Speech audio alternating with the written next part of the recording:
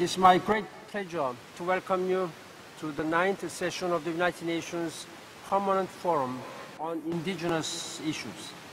Many of you have traveled long distances to be here today, and I thank you very much. Indigenous peoples often live in the most isolated places on Earth, from the Arctic to the African savanna. But the United Nations is working to make sure that indigenous people themselves are not isolated. You have a unique place in the global community. You are full and equal members of the United Nations family. And we will continue to support and protect your human rights and fundamental freedoms and your right to pursue social and economic development.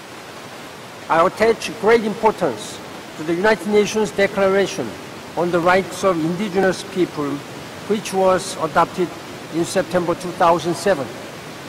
In that landmark document, UN member states and indigenous peoples sought to reconcile with their painful histories and resolved to move forward together towards human rights, justice, and development for all. I congratulate you once again on this achievement. Ladies and gentlemen, we have made significant progress on indigenous peoples' issues at the United Nations over the past 40 years. Apart from the Declaration on the Rights of Indigenous Peoples, other notable achievements include the establishment of this permanent forum, the mandate of the Special Rapporteur, and the expert mechanism on the rights of indigenous peoples. Indigenous issues are more prominent on the international agenda than ever before. And yet, we cannot even begin to be content with our progress. The first ever United Nations report on the state of the world's indigenous peoples in January set out some alarming statistics.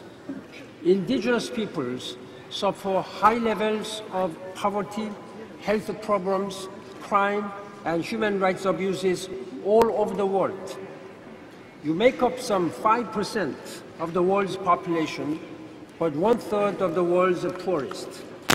In some countries, an indigenous person is 600 times more likely to contract tuberculosis than the general population.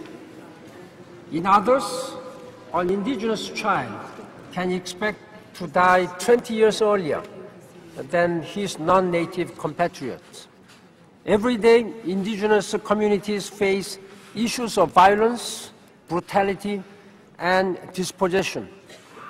Indigenous cultures, languages, and ways of life are under constant threat from climate change, armed conflict, lack of educational opportunities, and discrimination. Elsewhere, your cultures are being distorted, commodified, and used to generate profits which do not benefit indigenous people and can even lead to harm.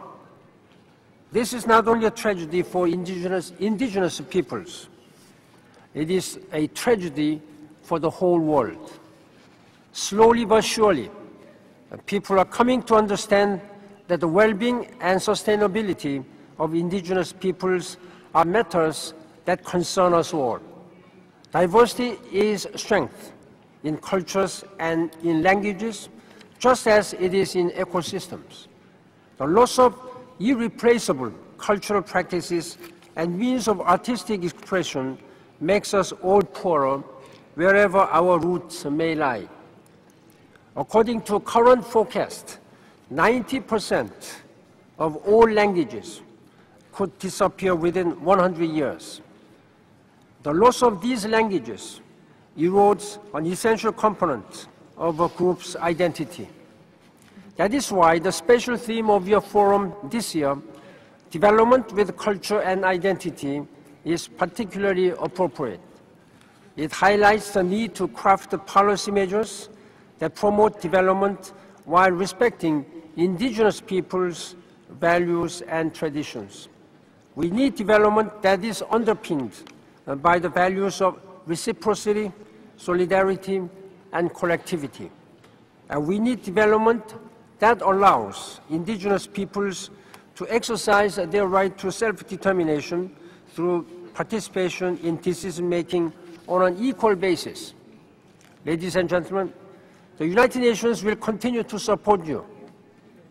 I call on all governments, indigenous peoples, the UN system, and all other partners to ensure that the vision behind the Declaration on the Rights of Indigenous Peoples becomes a reality for all. I wish you a very successful forum, and thank you very much. Mr. Secretary General, Chairperson, members of the Permanent Forum on Indigenous Population, ladies and gentlemen, it gives me great pleasure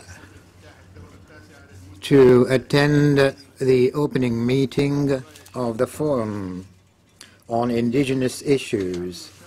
I am greatly honored to preside over this great number of the members of the indigenous peoples in the United Nations. This issue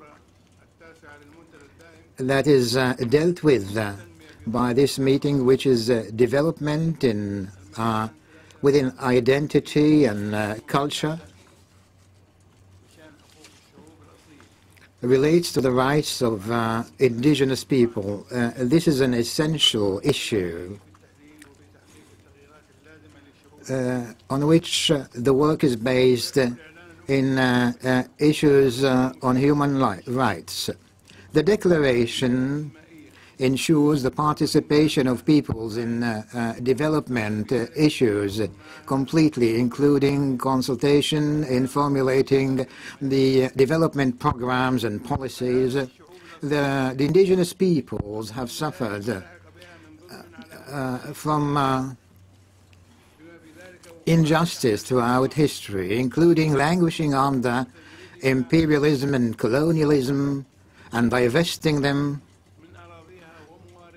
of their territories and the resources, together with suppression and discrimination against them. Today, many indigenous peoples are still suffering from poverty and oppression. They are deprived of the right to development.